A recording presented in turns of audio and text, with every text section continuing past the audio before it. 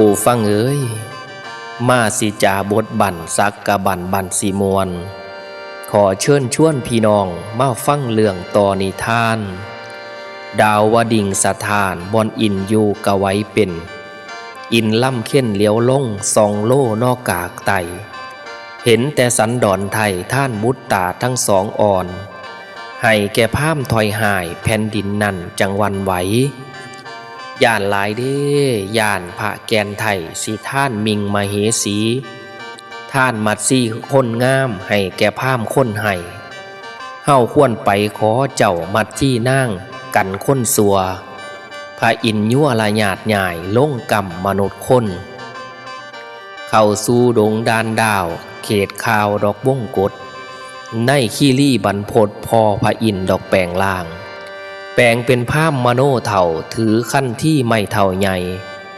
บ่าพ่ายถงเปมเปเดินหน้าแล้วยางเซนักถงใหญ่เปมเปทำส่งยางบ่มีไหวทำส่งคือตาฟ้างยางไปกะเซ่ลมทำส่งคือขาหล่มเซ่ส่วนบัดก่าวยางทำตาฟ้างเขากาบกลมสันดอนเจ้าแล้วกาวจ่าสาธุเด้อข้านี่เป็นพราหมณ์ผู้สัวสาเฮือนอยู่กับบุงตองพระเวทเอ้ยเฮือนที่เสาหมามองส่องเห็นหอดเบิดเกี่ยงเป็นแต่เพียงคนเฒ่าหาเลี้ยงกายไปตามเรื่องคนทั้งเมืองกล่าวเว้าสั่งขน่อยผู้จุกจนด้วยความถูกหมากล่นมาขอเพิงใบบุญสั่นพระองค์เอ้ยมาขอทูลพระไทยงามมิงมัดซี่ไปนอนสอนเสียงขจรปานเสียงฝ่าว่าสันดอนสัทธามากผู้ขาถูกอยากให้ท่านให้แน่เปียงอันพระเวทกะเลยพ่อตะพระเวทเจ้าได้ฟังพราหมณ์ดอกขอมิงมาขอหญิงมิงเหงามาไปเป็นเจ้าดอกมิงเมียจิตใจใสทุกเมื่อบ่มีกรรมมั่วหมองจิตใจปองสับพันยู่ศาสตร์สีมาดอกพายซอยบ่มีลายบ่มีพลอยสัทธาหลายอยู่คือเก่ามีพราหมณ์มากล่าวเว้าขอน้องมิงมัดซี่ย่านแต่มีคัดของหน้าว่าท่องสิบ่ลอง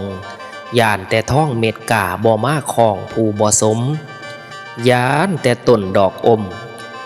หายกินแมลงตอมยินดีดอมไหมน้อมิงมัดซี่นวลนองหรือแม่นท่องปากกายแก้วกลายเป็นท่องขี่ตะลายละบอกลายเป็นท่องขี่เกเอามาคล้องเกิดกรรมดำมีใจใสเลิศลำจังผลกรรมมั่วหมองมัดซี่เอ้ยผ้าไม้ปองไปเป็นเมียว่าจังไดละนวลนองส่วนอ้ายสันดอนบ่มีของมัดแล้วแต่นางมัดที่ไปพุ่นแล้วพี่สิถามใจถามเจ้านั่นให้จาเอาแผ่นดินแฟนฟ้ามาเปรียบบ่มีปานพี่กะสงสารมาที่นางเฮ็ดจังใดสิทนใดอันว่าสอนดอนไทยขออภัยจากน้องกรหลอนบ่น้องบ่ของพระอวนอ้ายจังสิท่านเฮาซองกะพัดผากบานมาอยู่ป่าพาหน้าเขาค่ำเอ้ยจากผ้าล่าเห็นตาพามสิมาขอเอามิงมัดซี่ดอกวันนี้เบามาตีนวลน้องมัดซี่นั่งให้กระจางพี่ว่างใจว่าสิให้ท่านแล้วว่าจังใดมัดซี่เอ้ยพี่ตกลงปลงใจว่าสิท่านให้เจ้าไปเป็นเมียของพามมโนเถ่าเจ้าสิเว้าเจ้าสิว่าจังใดมัดซี่ก็เลยว่ามัดซี่ขอย่อมือน้อมจอมพระคุณพระเวทพีมัดซี่นั่งบ่ขานพระองค์เจ้าว่าสิท่านแสนสำล้านได้ผัวเถ่ามัดที่นั่งกับบ่วาดอกรับอาสารับเลี้ยงบ่เคียงของระวังใจแสนเสียดายแกนไทยผัวมิงผู้เคยชมแสนเสียดายผัวขวนผู้ได้เคยนอนสอนจิตอาวรน้ำแก้วสังสีกายเป็นตะกัวพระพี่เอ้ยท่องคำปักปินเก่าเป็นของเกตะกัวดินศาสตร์นี่สิ้นศาสตร์ใหม่คงเห็นกันน้อพี่น้อศาสตร์สีมาพ่ายรุ่นสีบ่ไล่ดอกหัวแก้วพี่มีใจใสแหลวสีทำท่านนองบ่วาถึงสีถูกทอฟ้าให้ท่านให้แก่พามสาเอาคันพี่เว้าจังสันพี่กะ น้องก็เห็นจิตเห็นใจนำก็สิอนุโมทนาน้อมนำพีผัวดุกเมียคอผัวทอเมียพายผัวเมียนี่กูมึงอย่าได้ว่าให้บ่ข่อยและเจ้าตะพ้องเฒ่าซัวตายทำท่านผัวเมียบ่พร้อมผลบุญบ่เต็มส่วนบุญคันบ่เพียรก่อสร้างสิหลายใด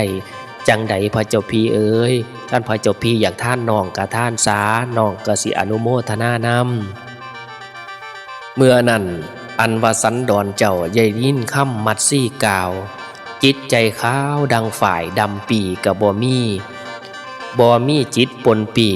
หรือหากว่ามั่วมองจิตใจปองน้ำแต่ท่านเปรียบดังพ่านท่องแก้วบ่มีแนวมาขันตันหาสามบอกของเกี่ยวอยู่คนเดียวกระไดขั้นท่านแล้วเกิดซื่นใจบอกพามเอ้ยเจ้ามานั่งไก่ให้นั่งคู่กับมัดซี่พามนั้นพ่อปานผีส่วนมัดซี่ง่ามป่านนั่งฝ่าเบสสันตาเลยให้พามเม่แปรมือออกอธิษฐานต่อหน้าลิ้นน้ำใส่ฝ่ามือสาธุเด้อท่านลูกแล้วขาผัดตาวดอกท่านเมียขอให้บุญมีเหลืออังดินดอกเหลือฝ่าพระสุธาร่วมเขากับสวรรค์นั่งยั่งยอมบุญหลายกว่านั้นให้ถึงขันศาสดามัดซี่นางน้องหลาไปเป็นมิงเมียพามเด้อน้องจงทำความงามต่อพามดอกแรงเสาปฏิบัติผัวเถ่าผู้เข้าข้างเจ้าอย่าเบื่อผัวกับเมียอย่าด่าปล่อยให้คืออ้อยนั่นเรื่องหวานบ่อท่อนนานพอลิ้นน้ำตกมือพามฝ่าเกิดเปลี่ยนฝ่าเกิดใสซองแจ่งสีเหลื่อมเมฆบ่มีในลำซี่ลำห่วยนาที่น่านน้ำเคยคุณเกิดเป็นบุญบ่คุณไข่ใสแจ่งอยู่ทั่วแดนจักกะว่านเขตแขวนเขาลาดสุคนทอนอันผู้เขาสุเมลุกะย้อนลงเบิดเกี่ยงบ่มีเหลือบ่มีเสียงขั้นทาราผู้เขาใหญ่ด้วยผลท่านพระบาทไทยแผ่นดินฝ่าเกิดวันไหวหน่อยหนึ่งได้สงัดเงียบบ่มีติ่งบ่มีเว้นบ่มีไพ่ต่อผู้ใดพ่อดีแผ่นดินไหวข้าวนี่ไหวดีบ่ไหวสัวบ่ควรกลัวย่อนย่านพอบุญทานกะจังไหวเวทสันดอนจังได้เบาต่อดอกพามเม่สิไปใสมาใสต่อไปน้อวันนี้นางมาซี่ก็คือนั่นยาโสกันเถิดพีวาบุญน้ำผ้าจองหนาวให้เมื่อหนาก่อนสิเห็นกันเด้อมัดซี่เด้อเอาต่อไปเจ้าก็สิได้เป็นเมียของพามแล้วต่อไปก็ไปน้ำพามเด้อมัดซี่พีกระท่านให้แล้วพอพามเจ้าสิไปใสมาใสก็ให้โชคดีมีใช่ทั้งไปทั้งกลับลำด้วยพวกกระซับทั้งกลับทั้งไปเด้อนางมัดซี่ไทยเฮากะท่านให้แก่ท่านละเอามัดซี่ศิลาพระเวทพ่อแต่บรบวนแล้วมัดซี่นางก้มกราบอันความบาปอย่าให้พ่อกำหย่ออย่าให้มีขอล่าที่ขอล่าแก้วสามีโกผัวมิงความเป็นจริงบ่อย่าพาดข่างผัวแก้วแต่อย่างใดเน่าอยู่กลางป่าใหม่ให้คุณพีสบายดีเน่าอยู่ในขี้รี่ให้อยู่เย็นเนาะหายหอนเน่าอยู่ในดอนใหม่อย่ามีไพ่แลนเข่าพาเด้อขอให้บุญนำผ้าหาหัวมั่นและหมากใหม่ขอให้ได้แม่นง่ายได้ยาสุมีเหตุหายหากินง่ายหัวมั่นหาจังหันจังเพ่นให้ซอยโตเด้อคุณพี่แต่ก่อนมีมัดซี่หน่อยหาก่อยมั่นมาต้มสู่เดี๋ยวนี่ขาดภูหาเดี๋ยวนี่ข้าพี่เจ้าหาคนเบากับบ่มีอยู่ในดงวางนี่บ่มีภูดอกมาหาบ่มีไผเดินมาพวกหมู่คนบ่มาไกลมีแนวใดบ่คัดของอดทนไปดอกสากรเด้อพระเจ้าพีบางที่สีกำก่อนสีมาเยี่ยมผีพญาเดี๋ยวนี่คัดเครื่องของไปตามข้องหรือตามเรืองอย่ามีเครื่องบัดหานองโง่โคงให้เบิ่งแงงความหักแพงกะยั่งแน่นบ่มีวันวาสีลายแสนอยากอายกะทอฝ่าดินสัมผัสต่ำสูงน้องมีความมาดมงสิกสร้างกอดอกความเพียรขอกราบเลียนอำลาพีพญาน้องไปแล้วอย่ามีแนวคัดของมัดซี่ล่าพระเจ้าพีอย่าโศกีโศกอ่อนมัดที่หน่อยขอสั่งลาเด้อ ต่อไปกับพระเจ้าพี่หาผลละหมากลากไม้เลี้ยงดูปูจีเจ้าของเด้อมัดซี่บ่ได้อยู่น้ำแล้วมัดซี่สิไปก่อนกรรมใดที่มัดซี่เฮ็ดต่อพระองค์ด้วยกายด้วยวาจาด้วยใจก็ขอให้อภัยมัดซี่แน่เด้อเมื่อนั้นอินยูฟ้าได้จูงนาดนางมัดซี่เดินไปทางสะสีหลอบเวียน3 ครั้งแล้วจึงกลับมายั่งห้องศาลาทองของพระเวทก็จงบวกเหตุขอของเฮ้านี่แม่นพระอินทร์แล้วจึงลอยขึ้นฟ้าแล้วยั่งอยู่กลางเวหาเฮ้าได้เอาขึ้นมาแม่มัดซี่ขึ้นให้ต่อไปเด้ออย่าได้ทำท่านไถ่มัดซี่นั่งแจกจ่ายเด้ไผมาขอกะอย่าให้พานางหน่อยอย่าสิท่านเฮ้านี่เป็นพระอินทร์มาขอเอาไว้ย่านนางมัดซี่ไถ่ถือคนใจ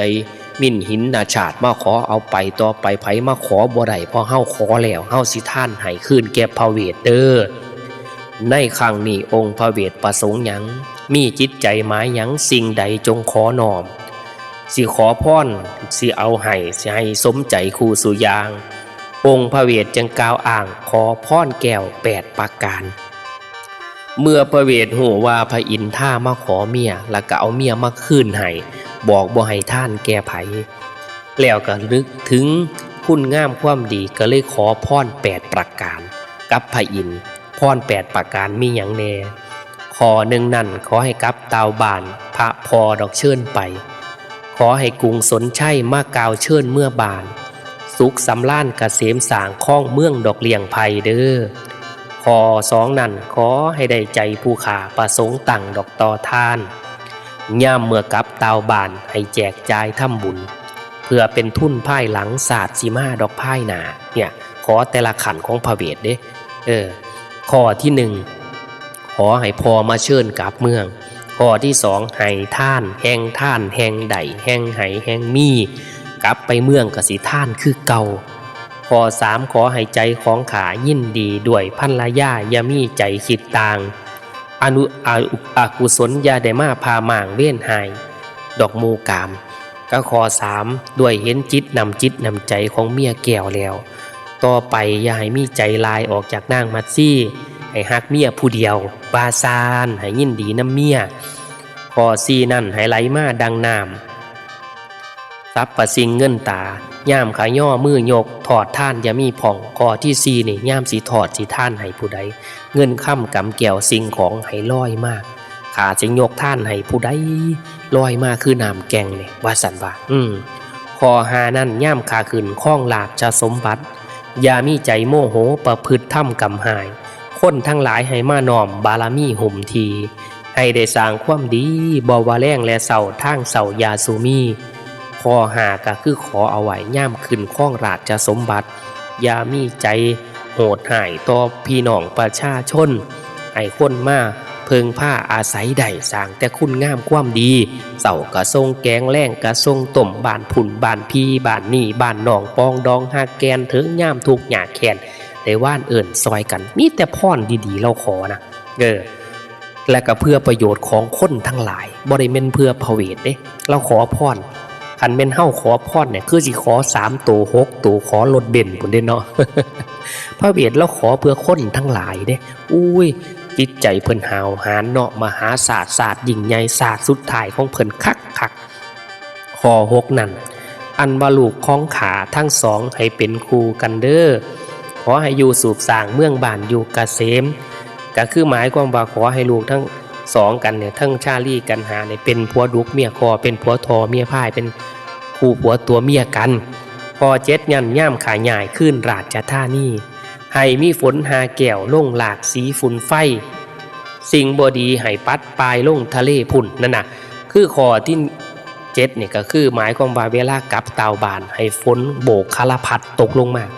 ฝนโบกคารพัดก็ตกลงมาอีหลี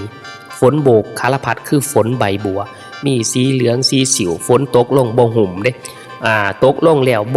บ่เจิงบ่น่องบ่ท่วมตกลงมันก็หายไปนำฝนแก้วฝนทิพย์ฝนโบกคารพัดเพิ่นเอิ้นว่าฝนใบบัวผู้ใดอยากเปียกก็เปียกบ่อยากเปียกก็บ่เปียกนั่นน่ะข้อ8นำย่ามขาดับชี้ว่าให้สู่ดาววดึงฟ้า อย่าให้มาเน่าข่างดินดอยทุกขมอดเน่าอยู่ดอดดอแด่วิมานแก้วแซวดาวเนี่ยพอแปดย่ามขาตายให้ขึ้นสั่นฝ่าเทวดาหาพระอินทร์พุ่นเด้อว่าสันว่าอย่าให้ผู้ขามาถูกยากให้เป็นหนี้ทกสหนี้เงินล้านคือกันกับจานคู่พงทอเพิ่นว่าเด้อเนาะเป่าปันตาเห็น ขอให้สันดอนพระดังมโนใจแมงแล้วจึงแย่งยั่งฝ่าดาววดิ่งเมืองมิงใจขนิ่งอยู่บ่แล้วแนวเสือมนุษย์คนข้าวนั้นองค์เอกต้นพญาใหญ่ชี้ไพ่มีพญายมีพระไทยยินดีรับเอาพระพรแก้วเกิดมีใจพุทธแผ่วมโนไม่ดอกซอยซืนสุขเกษมลาบลื่มมโนแม่งซืนพระไทยสักกะบันกะหากได้หอดบอนนิทิตา43พระคาถากะจบลงไว้เพียงนี้เอวังที่ตัวขาขอ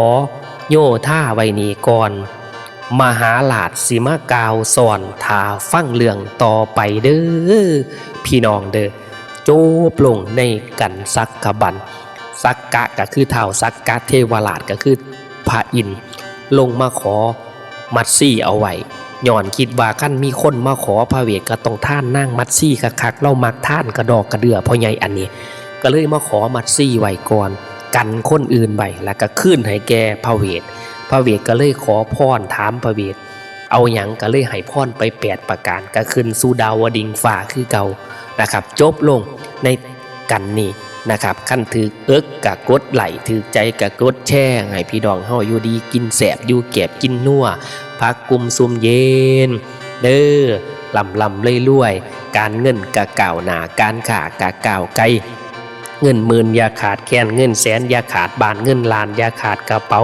มันยืนสวัสดีครับ